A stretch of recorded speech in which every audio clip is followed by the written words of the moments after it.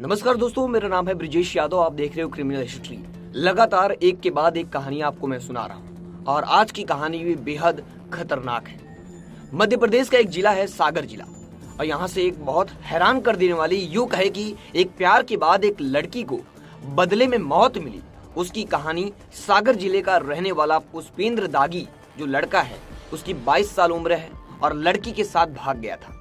ये उन दिनों का ये दोनों का म्यूचुअल डिसीजन था। वो दोनों का डिसीजन था, भाग गए थे क्योंकि लड़का और लड़की एक दूसरे से प्यार करते थे और उसके बाद दोनों एक साथ भागे म्यूचुअली और उसके बाद दोनों ने शादी कर ली, लेकिन घर परिवार से अलग रहने लगे। इसकी वजह ये थी कि दोनों की कास्ट अलग थी, तो शायद लड़का और लड़की में उतनी हिम्मत नहीं थी या उनको ये पता था कि उनके परिवार वाले मानेंगे नहीं, इसलिए उन्होंने भागकर शादी कर ली और फिर वहीं रहने लगे।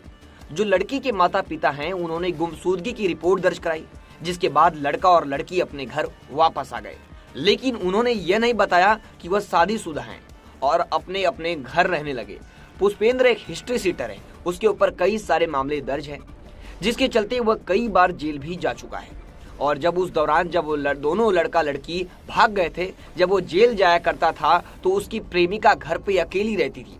उसके बाद जब वो जेल से वापस आया तो पुष्पेंद्र दागी जो लड़का है वो अपनी गर्लफ्रेंड पर, जो कि उसकी बीवी बन चुकी थी, लेकिन सिर्फ उन दोनों के लिए ऑफिशियली उन्होंने शादी की थी। उन दोनों को ही पता था कि वो दोनों शादी की हैं, लेकिन जब पुष्पेंद्र जेल से वापस आता है तो उसे अपनी गर्लफ्रेंड पर शक हुआ।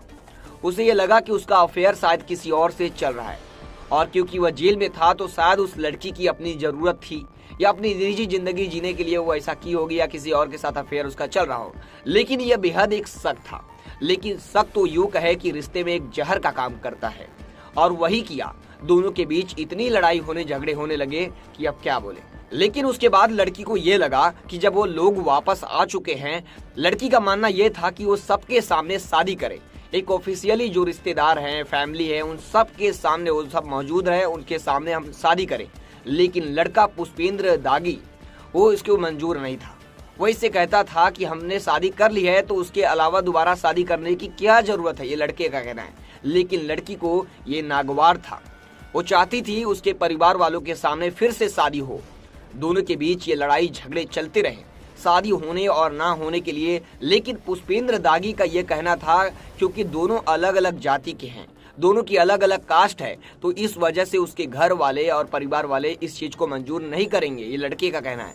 लेकिन फिर भी लड़की ने बहुत प्रेशर बनाया। जब लड़का परेशान होने लगा इस बात से तो उसने अपने इस बात को अपने मामा और अपने चचेरे भाई को शहर में बताया और सुनने के बाद उसके मामा और उसके भाई जो चचेरा भाई था, उन लोगों ने एक प्लान बनाया लड़की को ही अपने रास्ते से हटाने का, मतलब उसे जान से मारने का। अब शादी एक इतनी बड़ी चीज बन जाती है, आपका परिवार माने या ना माने, वो इतनी बड़ी चीज बन जाती है कि आप किसी की जिंदगी को खत्म करने का प्लान बनाते हैं।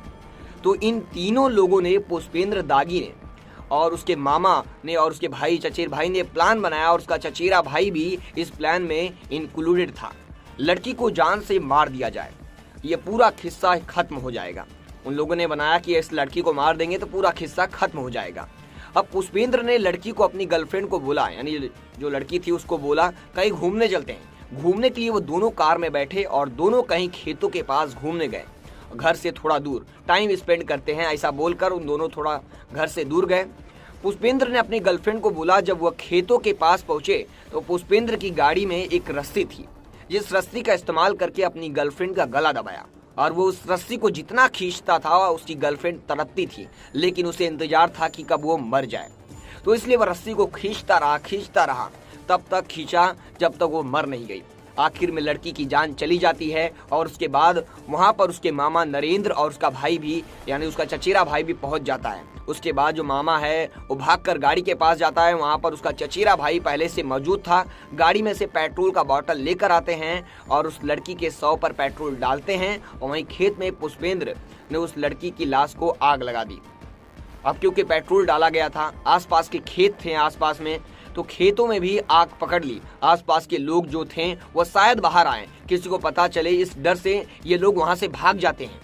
लेकिन जब तक उस लड़की में यानी पूरी तरह से आग नहीं लग जाती वहीं पे डटे रहे।